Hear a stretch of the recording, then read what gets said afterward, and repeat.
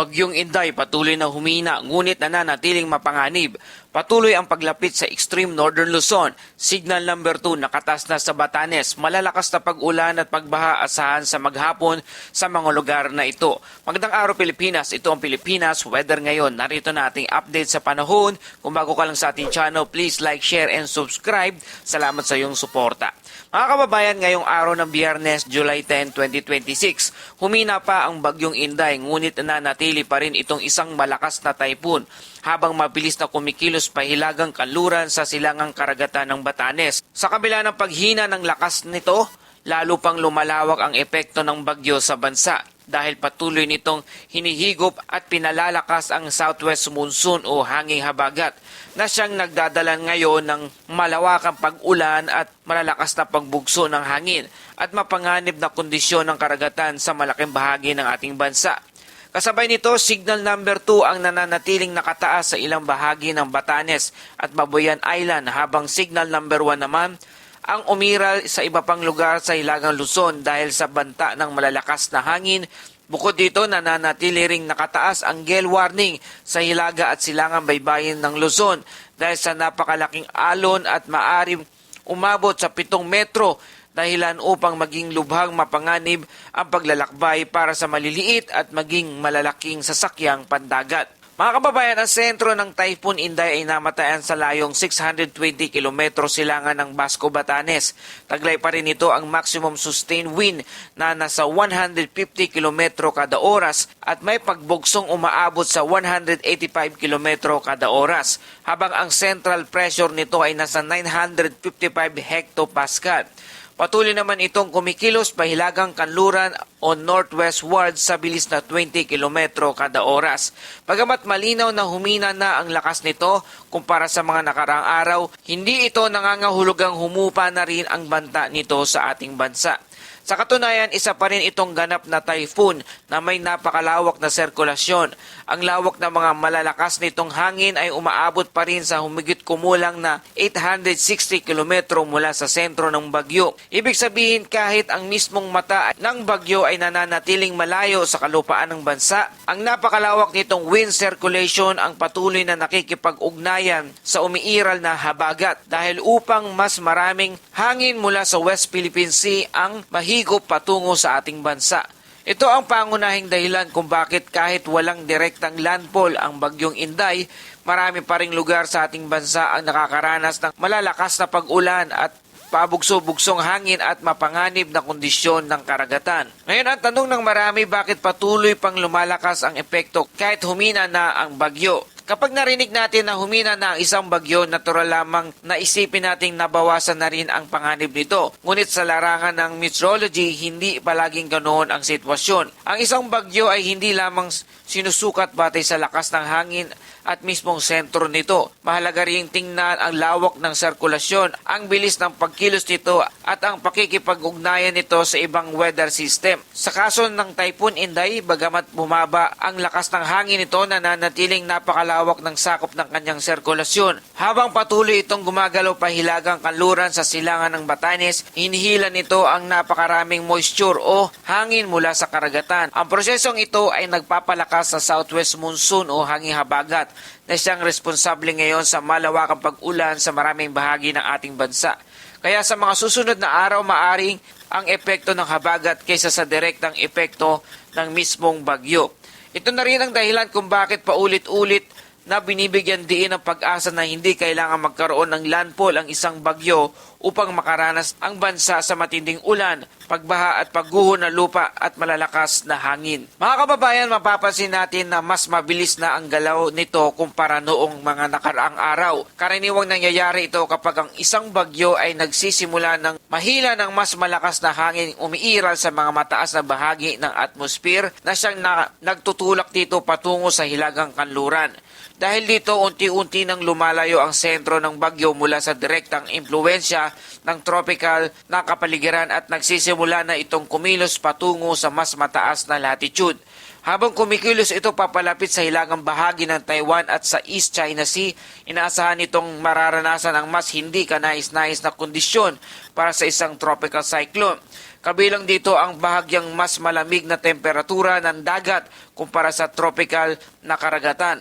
Gayon din ang pagtaas ng vertical wind shear at ang pagbabago ng direksyon at bilis ng hangin sa iba't ibang antas ng atmosphere. Kapag nangyari ito, mas nahihirapan ang bagyo na mapanatili ang organisadong sirkulasyon nito. Dahil dito, unti-unti itong humihina kahit nananatili pa rin isang malakas na bagyo. Gayunpaman, hindi ito nangangahulugang ligtas na ang sitwasyon. Sa katunayan, ang lawak ng sirkulasyon ng bagyong Inday ay nananatiling napakalaki. Umaabot pa rin ito sa 860 kilometro ang sakop ng malalakas nitong hangin mula sa sentro. Ibig sabihin, kahit lumalayo ang mata ng bagyo, nananatili pa rin ang kakayahan nitong makaapekto sa malawak na bahagi ng karagatan at mapalakas ang hangin habagat. Dahil sa patuloy na paglapit ng bagyo sa hilagang bahagi ng bansa, tropical cyclone wind signal sa extreme northern Luzon. Nakatas na ang signal number 2 sa buong Batanes, silangang bahagi ng Babuyan Island, kabilang ang Babuyan Island, Didicas Island at Camiguin. Hilagang silangang bahagi ng mainland Cagayan at partikular sa Santa Ana. Sa mga lugar na ito, inaasahan ang hangin na may bilis na 62 hanggang 88 km kada oras sa loob ng susunod na 24 oras. Ang ganitong lakas ng hangin ay maaaring magdulot ng bahagya hanggang katamtamang pinsala sa mga kabahayan, pananim at iba pang infrastruktura lalo na sa mga hindi matitibay na istruktura. Samantala, nananatili naman ang signal number 1 sa natitirang bahagi ng Babuyan Island, buong mainland Cagayan, Isabela, Apayao, hilagang bahagi ng Abra, Kalinga, silangang bahagi ng Mountain Province, silangang bahagi ng Ifugao at Ilocos Norte. Sa ilalim ng signal number 1, inaasahan ang malalakas na hangin na maaring umabot sa 39 hanggang 61 kilometers kada oras. Bagamat mas mababa ito kaysa signal number 2, maari pa rin itong magdulot ang pagbagsak ng mga sanga ng puno, pinsala ng magagaan na istruktura at panganib sa mga aktibidad sa dagat. Ngayon naman ay tingnan natin ang inaasahang magiging galaw ng bagyo sa mga susunod na araw.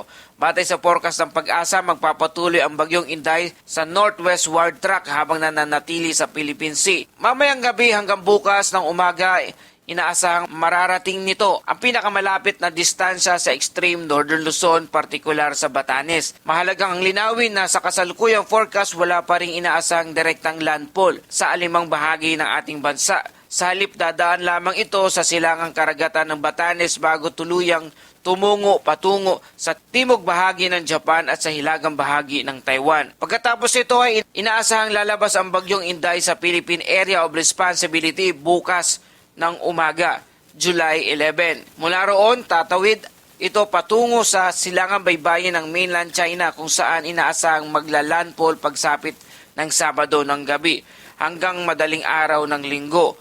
Habang nasa kalupaan ng China, mabilis na itong hihina dahil mawawalan ito ng pangunahing pinagkukunan ng enerhiya na nagmumula sa mainit na tubig ng karagatan.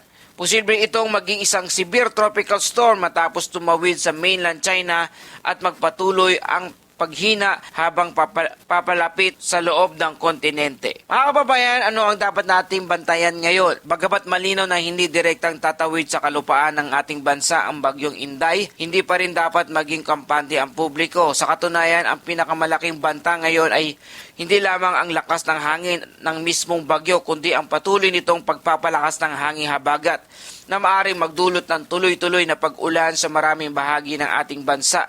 Bukod dito, nananatiling mapanganib ang kondisyon ng karagatan lalo na sa hilaga at silangang baybayin ng Luzon. Kaya mahalagang sundin ang lahat ng inilalabas ng babala ng Pag-asa at ng mga lokal na pamahalaan. Bukod sa malawakang pag-ulan, patuloy ding makakaranas ng malalakas hanggang pabugsong hangin sa malaking bahagi ng bansa. Ngayong araw hanggang bukas, inaasahang mararamdaman ang malalakas na hangin sa halos buong bansa, lalo na sa mga baybaying lugar at matataas sa kabundukan at mga lugar na direktang nakaharap hanggang sa hanging habagat. Bagamat hindi ito katulad ng direktang hagupit ng eyewall ng isang bagyo, sapat na rin ang lakas ng mga buksong ito upang makapagpatumba ng mga mahinang puno at makapaminsala sa magagaan na bubong at magdulot ng panganib sa mga outdoor activities. Kung wala namang bahalagang lakad, mabuting manatili muna sa loob ng bahay kapag lumalakas ang ulan at hangin. Samantala, nananatiling nakataas ang gale warning sa Hilaga at Silangang Baybayin ng Luzon. Batay sa forecast ng Pag-asa, ang taas ng alon ay maaring umabot hanggang 7 metro sa Hilaga at Silangang Baybayin ng Batanes. Aabot naman ng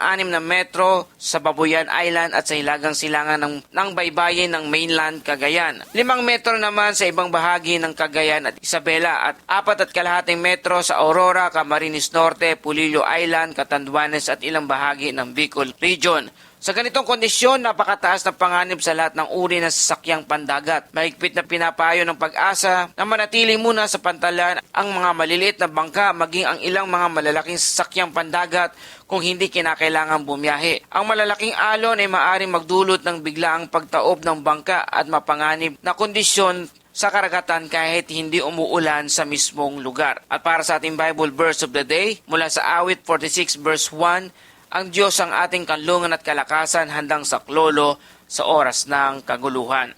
Mga kababayan, sa bawat bagyo, malalakas na ulan at anumang pagsubok na ating kinakaharap, ipinapaalala sa atin ng talatang ito na may Diyos na hindi tayo iniiwan. Habang ginagawa natin ang ating bahagi sa paghahanda at pakikinig sa mga babala ng mga otoridad, patuloy din tayo magtiwala sa kakayanan, sa kanyang pag-iingat at paggabay sa atin sa bawat araw. At yan po ating update sa panahon. Kung nakatulong ito sa inyo, please like, share, and subscribe. Salamat sa patuloy na pagtangkilik at pagsuporta dito sa ating channel. Ito ang Pilipinas Weather ngayon na lagi nagpapaalala, mag-ianda, magligtas, mag-alerto. Ingat tayong lahat.